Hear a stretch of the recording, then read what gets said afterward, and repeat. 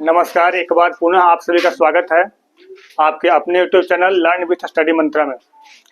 आज हम लोग पढ़ेंगे, हम लोग जो पिछला वीडियो में पढ़ चुके थे, पिछला पार्ट में पढ़ चुके थे यूरोप में राष्ट्रवाद। उसका पहले रिवीजन करेंगे कि पीछे हम लोग क्या क्या पढ़ चुके हैं, तो उसके बारे में पहले रिवीजन करते हैं, उसके बाद आगे क्लास शुरू होगा।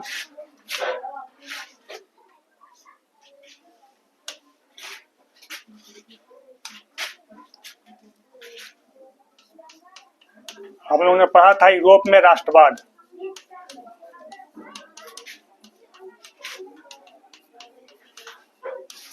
यूरोप में राष्ट्रवाद में पढ़ा था हम लोग सबसे पहला राष्ट्रवाद। राष्ट्रवाद किसे कहते हैं? यानी राष्ट्रवाद एक ऐसी भावना है जो किसी भी व्यक्ति को यानी अपने देश के प्रति जागृत करते हैं, अपने देश के प्रति मरने मिटने के लिए तैयार करती है, यानी अपने देश के प्रति कुछ भी करने के लिए तैयार होता है। उसी प्रक्रिया को हम राष्ट्रवाद बोलते हैं। जिस व्यक्ति में यह भावना पनपता है उसे क्या बोलते हैं? राष्ट्रवादी व्यक्ति। इसमें हम लोग सबसे पहला पढ़े थे कि यूरोप में एक देश है जिसका नाम है फ्रांस। यानी सबसे पहला पढ़े थे फ्रांसीसी क्रांति कब हुई थी? फ्रांसीसी क्रांति कब हुई थी? 1789 ईस्वी में। इस समय वहां का राजा कौन था? लुई सोलहवां। लुई सोलहवां कैसा राजा था? लुई सोलहवां बहुत ही निरंकुश और खतरनाक राजा था, मतलब जनता की भलाई नहीं करने वाला था। उसके बाद हम लोग इसके बाद पढ़े थे कि जब लुई सोलहवां को जनता ने गिलोटिन पर चढ़ा के काट दिया, यानी मशीन पर रख के उसका खात्मा कर दिया, उसके बाद वहां का राजा कौन बना था? नेपोलियन। नेपोलियन का पूरा नाम क्या था? Napoleon the Bonaparte. उसके बाद बताया था इसमें हम नेपोलियन द बोनापार्टे का जन्म कब हुआ था? 15 अगस्त 1769 ईस्वी को। यानी 15 अगस्त 1769 ईस्वी को नेपोलियन बोनापार्टे का जन्म हुआ था। और नेपोलियन बोनापार्टे ने यूरोप के विकास के लिए, यूरोप की आज़ादी के लिए बहुत अच्छे से काम किए थे। यानी यूरोप में जो जमींदारों के द्वारा या फैक्ट्री के मालिकों के द्वारा या राजा के द्वारा जो भी शासन किया जा रहा था, सभी को समाप्त किया था नेपोलियन द बोनापार्टे। इस प्रकार से कह सकते हैं कि नेपोलियन द बोनापार्टे बहुत ही अच्छा राजा था।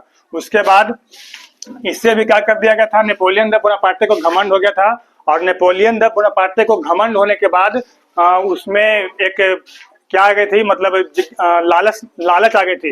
लालच आने के बाद जो फ्रांस का आया था, तो फ्रांस के आसपास जितने भी देश थे, जैसे में रूस था, रूस के बाद ब्रिटेन था, ब्रिटेन के बाद ऑस्ट्रिया था, हंगरी था, ये सब जितने तमाम देश था, उसके बाद प्रसा था, इन देशों पर भी अधिकार कर रहा था। तो इन देशों पर अधिकार जिस समय कर रहा था, उस समय एक देश बहुत मजबूत देश था जिसका नाम क्या था? रूस।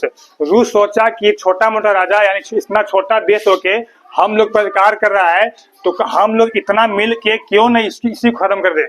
इसी में हुआ था, यानी फ्रांस और इन सब चारों देशों के बीच, यानी रूस, ब्रिटेन, ऑस्ट्रिया, हंगरी और प्रसा के बीच एक युद्ध हुआ था जिसका हम लोग किस नाम जानते हैं? वाटरलू का युद्ध। वाटरलू का युद्ध का नाम जानते हैं। वाटरलू का युद्ध कब हुआ था? 18 जून 1815 ईस्वी को क्या हुआ था? वाटरलू का लड़ाई हुआ था। और वाटरलू की लड़ाई में कौन हारा था? नेपोलियन द बोनापार्टे हारा था। Napoleon the Bonaparte. और नेपोलियन द बोनापार्टे को हारने के बाद उसे कैद कर लिया गया था। और कैद करने के बाद कहाँ भेज दिया गया था? सेंट हेलेना टापू पर भेज दिया गया था। और वहां पे कितने साल जीवित रहा था? 52 वर्ष की आयु तक, यानी 1815 से 1821 तक वहां पर जीवित रहा था। उसके बाद इसका मृत्यु हो गया था। और इसको मृत्यु के बाद यहीं पे हुआ था एक सम्मेलन, उसका नाम क्या था? वियना सम्मेलन हुआ था। कब हुआ था? वियना सम्मेलन कब हुआ था? 1815 ईस्वी में हुआ था। वियना सम्मेलन 1815 में हुआ था। इसमें बताया गया था कि एक तरफ से कितने देश थे? यही सब देश जो जीते हुए देश थे, यानी जीते हुए देश एक तरफ रूस, ब्रिटेन, ऑस्ट्रिया, हंगरी और कौन? प्रसा। और एक तरफ कौन थे? फ्रांस। इस सम्मेलन हुआ था। इस सम्मेलन में मीटिंग हुआ था इन दोनों देशों के बीच। मतलब एक तरफ मित्र राष्ट्र, इसे हम लोग बोलते हैं कौन सा राष्ट्र? मित्र राष्ट्र। एक तरफ मित्र राष्ट्र थे और एक तरफ कौन राष्ट्र थे? जो फ्रांस से अकेला था। इन दोनों के बीच सम्मेलन हुआ। सम्मेलन में कहा गया था कि इस युद्ध में, वाटरलू के युद्ध में जितना हम लोग को घाटा हुआ है, इस सबकी भरपाई कौन करेगा? फ्रांस करेगा। उसके बाद इसमें दूसरा काम हुआ था कि फ्रांस को 2 भागों में बांट दिया गया था। उसके बाद क्या काम हुआ था? इसमें और काम हुआ था कि इटली को 300 छोटे छोटे हिस्सों में क्या कर दिया गया था? बांट दिया गया था। एक क्या था? वियना सम्मेलन। और वियना सम्मेलन का फैसला कौन किया था? वियना सम्मेलन का फैसला करने वाला व्यक्ति का नाम क्या था? ऑस्ट्रिया का चांसलर, उसका नाम क्या था? Duke Metternich. क्या नाम था? Duke Metternich. उसके बाद हम लोगों ने पढ़ा था कि नेपोलियन बोनापार्टे को मरने के बाद वहां कौन बना? लुई 18वां। कौन बना? लुई 18वां। और लुई 18वां राजा बना था, लेकिन इस पे पूरा अधिकार किसका था? इस पे पूरा अधिकार किसका था? ड्यूक मेटरनिक का। यानी जो ड्यूक मेटरनिक करता था वही लुई 18वां क्या करता था। यानी लुई 18वां कुछ दिनों तक रहा जीवित। उसके बाद लुई 18वां क्या हो गया? उसका भी खात्मा हो गया। उसके बाद वहां का राजा कौन बनता है? वहां का राजा कौन बनता है? क्या नाम है उसका? चार्ल्स दसम। इसको क्या बोलते हैं? चार्ल्स दसम बोलते हैं। चार्ल्स दसम वहां का बना था। और इसी समय, इसी के शासन काल में वहां कौन सा क्रांति हुआ था? 1830 की कौन क्रांति? जुलाई क्रांति। 1830 की जुलाई क्रांति से बताए थे कारण। इसमें 1830 की जुलाई क्रांति का होने का कारण क्या था? यानी 1830 जुलाई क्रांति का होने का सबसे बड़ा कारण था कि पहला कारण क्या था? इन्होंने क्या किया था? 4 अध्यादेश पास किया था। 4 अध्यादेश पास किया था। और 4 अध्यादेश पास करने के बाद इसमें क्या किया था कि वहां के जनता को वोट देने के अधिकार से वंचित कर दिया था। और क्या किया था? बोला था कि यहाँ सिर्फ कौन वोट दे सकता है? तो जमींदार यानी सामंत वोट दे सकता है, इसके अलावा यहाँ कोई वोट नहीं दे सकता है। और क्या उसमें इसका सबसे बड़ा कारण था कि इन्होंने क्या किया था? तो वहां एक ऐसे व्यक्ति को प्रधानमंत्री नियुक्त कर लिया जो गरीब का हमेशा बुराई चाहता था, मतलब गरीब की भलाई नहीं चाहता था। उस व्यक्ति का नाम क्या था? पोलेगनेक। पोलेगनेक को जैसे ही प्रधानमंत्री नियुक्त किया, उसके बाद पूरी जनता में क्या होगा? जनता में क्रांति की लहर दौड़ गई। और इसी के परिणाम स्वरूप क्या हुआ था? 1830 की जुलाई क्रांति। यानी हम लोग यहीं से पढ़ना है 1830 की जुलाई क्रांति से, इसे हम लोग यहाँ से समझते हैं 1830 की जुलाई क्रांति क्या है।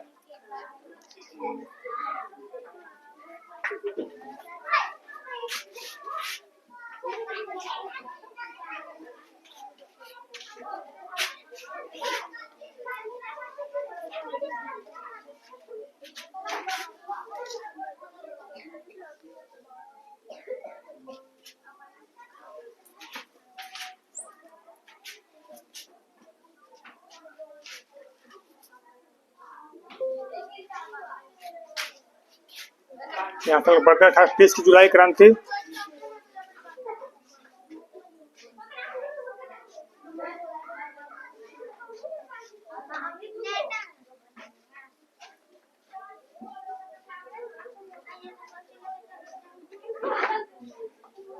मेजनी नहीं पढ़े थे?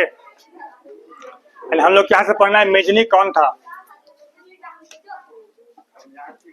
मेजनी कौन था इसके बारे में पढ़ते हैं कि मेजनी का जन्म 1805 में हुआ था। मेजनी का जन्म कब हुआ था? 1805 ईस्वी में। इसका ट्रिक है कि याद रखेंगे कि नेपोलियन बोनापार्टे फ्रांस का कब बना था? 1804 ईस्वी में। और नेपोलियन बोनापार्टे को फ्रांस का बनने के 1 साल के बाद किसका जन्म हुआ था? मेजनी का जन्म हुआ था। और मेजनी कहाँ का व्यक्ति था?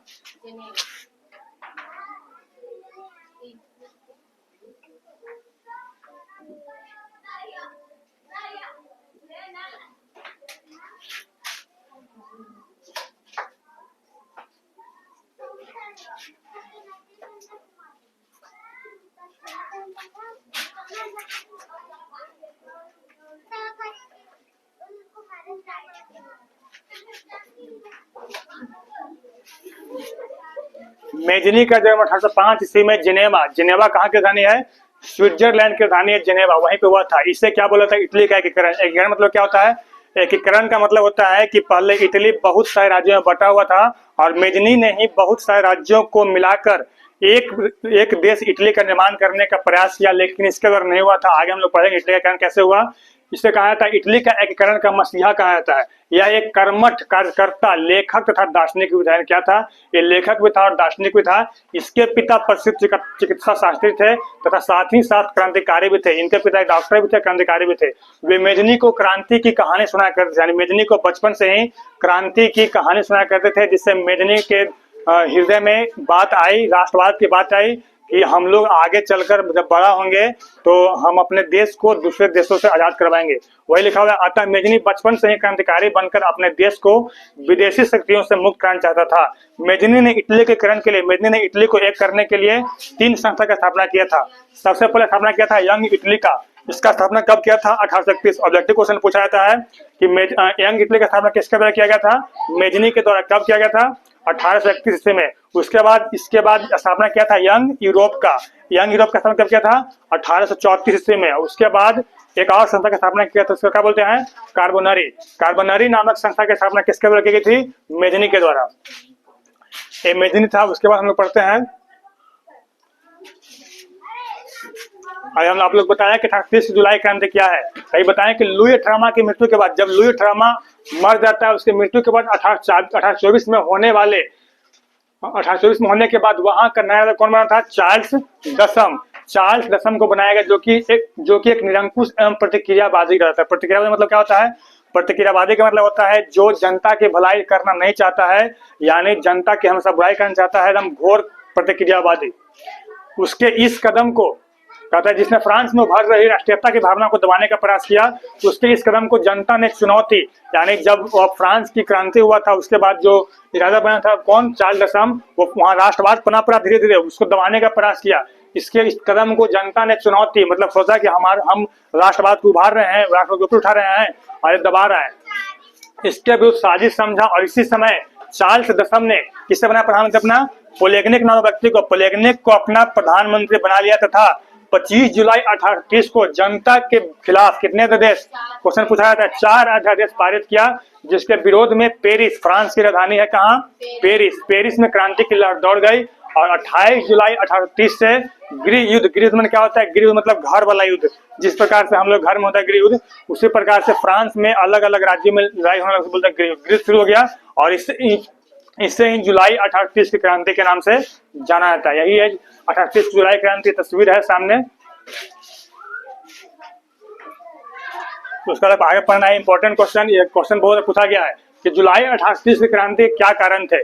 जैसे कारण है, पहला इसके निम्नलिखित कारण थे। पहला है, सबसे पहला था चार्ल्स दसम का निरंकुश शासन होना, यानी जब किसी भी राजा जब को ज्यादा निरंकुश हो जाएगा तो उसके खिलाफ जनता आवाज उठाएगी।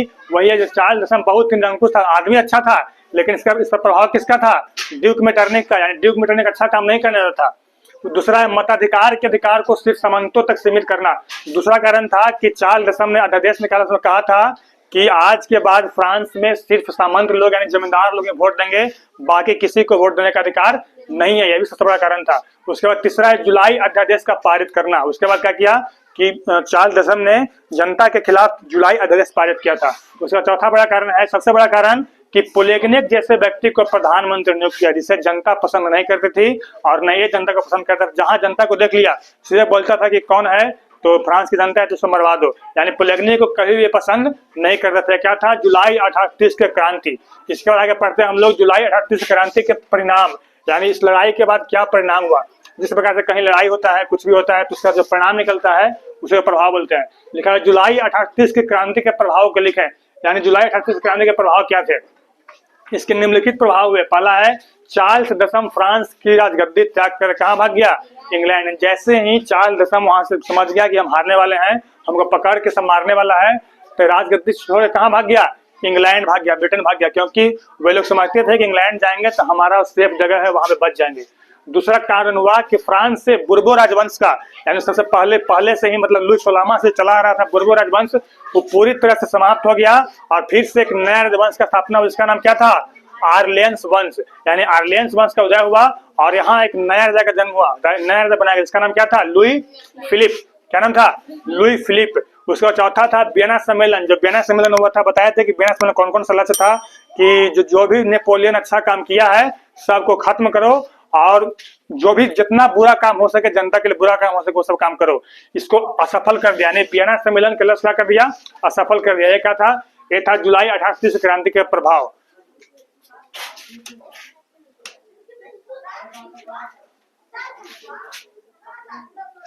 आगे हम लोग को पढ़ना 1848 की क्रांति। इसे हम लोग पहले समझ लेते हैं 1848 की क्रांति क्या थी।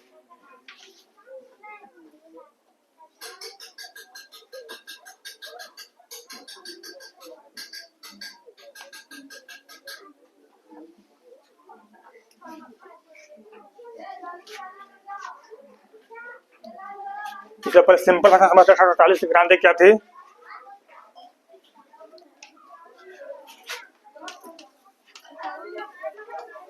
अठारह सौ 48 की क्रांति। अब यहाँ ने बताया कि वहां कर्नाटक किसे बनाया गया था, लुई फिलिप को। लुई फिलिप राजा बना था और लुई फिलिप राजा बनने के बाद ये ऐसा व्यक्ति था, मतलब बहुत ही सुस्त व्यक्ति था, मतलब जनता पर ध्यान नहीं देता था, मतलब जनता क्या हो रहा है उससे कोई मतलब नहीं था। इस समय जो जनता थी, जनता दो भागों में बट गई थी। पहला था जिसमें थे जमींदार, जमींदार और मजदूर, जमींदार और मजदूर, और दूसरा भाग था उसमें थे फैक्ट्री के मालिक, यानी फैक्ट्री के मालिक और मजदूर। दूसरा क्या था, फैक्ट्री के मालिक और मजदूर। इन लोगों ने क्या किया कि जमींदार जो था, जमींदार मजदूर का शोषण करता था, यानी मजदूर से बहुत ज्यादा टैक्स लेता था, मजदूर को बहुत ज्यादा तंग करता था। और इस तरह जो फैक्ट्री के मालिक था, फैक्ट्री के मालिक किसको तंग करता था, मजदूर कहने किसान को बहुत ज्यादा तंग कर रहा था। दोनों तरफ से कौन तंग हो रहा था, दोनों तरफ से मजदूर पूरी तरह से तंग हो रहे थे, उनको उन पर बहुत ज्यादा शासन किया जा रहा था।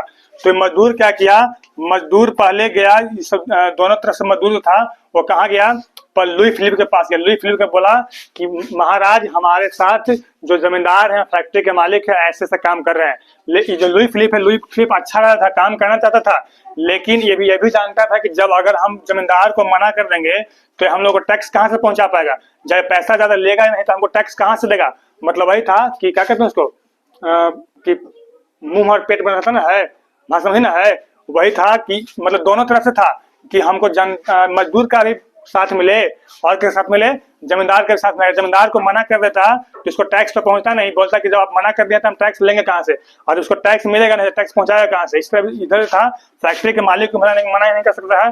तो उसी समय क्या हुआ कि यहीं पे कुछ दार्शनिक होते थे। दार्शनिक में क्या होता है, जो भविष्य को जानते हैं, यानी दार्शनिक।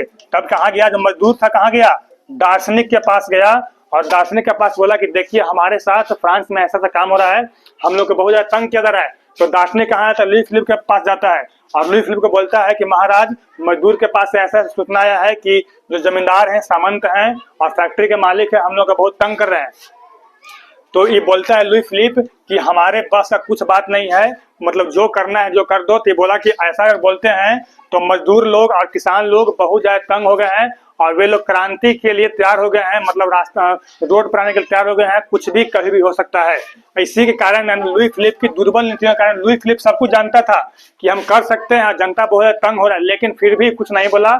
यानी क्यों नहीं बोला, क्योंकि इसको टैक्स पहुंचेगा नहीं, टैक्स पहुंचेगा नहीं तो राजा के दरबार चलेगा कैसे, उससे के चलते लुई फिलिप कुछ नहीं बोला। उसके बाद मजदूर लोग सब भाला छोलनी जौची मिला हाथ में सब लेके निकल गए और कहाँ पहुंच गए, फ्रांस की सड़कों पर पहुंच गए। और वहीं से शुरू होता है 1848 की फ्रांस क्रांति, मतलब यहीं से क्रांति का शुरुआत होता है 1848 का।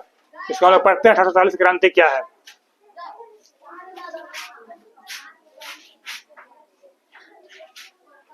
अठारह सौ 48 क्रांति क्या है,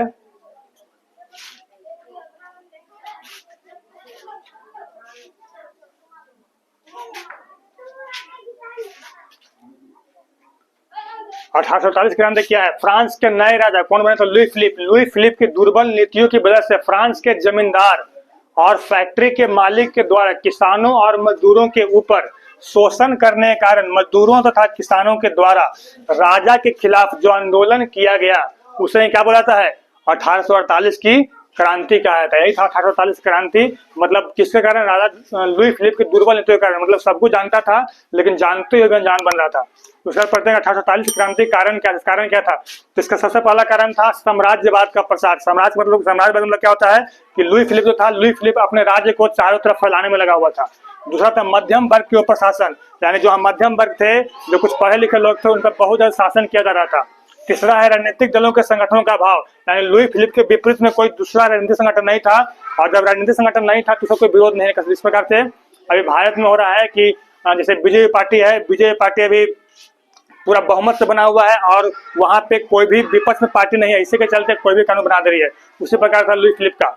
चौथा है लुई फिलिप की दुर्बल नीतियां, इसका सबसे बड़ा कारण माना जाता है क्योंकि इसने जनता से वादा किया था, जब इरादा बना था जनता से वादा किया था कि हम आपकी भलाई करेंगे, आप जो बोलेंगे वो करेंगे, लेकिन वादा तो किया था, लेकिन कहा था कि हमारी सत्ता आएगी तो तमाम जनता की देखभाल की जाएगी, लेकिन ठीक इसके विपरीत हुआ। क्या हुआ? कट्टर प्रतिक्रियावादी। और सबसे बड़ा कारण था कि इसने अपना प्रधानमंत्री किसने किया? एक व्यक्ति था जिसका नाम क्या था? गीजो। यहाँ देख सकते हैं इसका नाम था गीजो, जो बहुत ही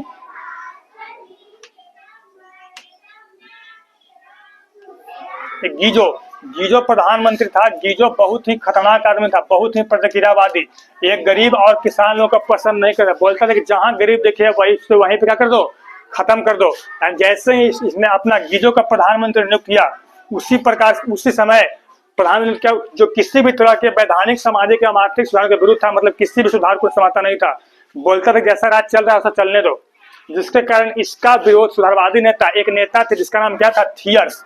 एक नेता थे जिसका नाम था थियर्स, उसी के साथ उतार गया। किसके विरोध में? लुई फिलिप के विरोध में किया गया। लेकिन इसने और क्या किया? जब विरोध किया तब जो लुई फिलिप था और गीजो पुलिस वाला के द्वारा जनता पर गोली चलवा दिया, जिससे बहुत सारे क्रांतिकारी मारे गए।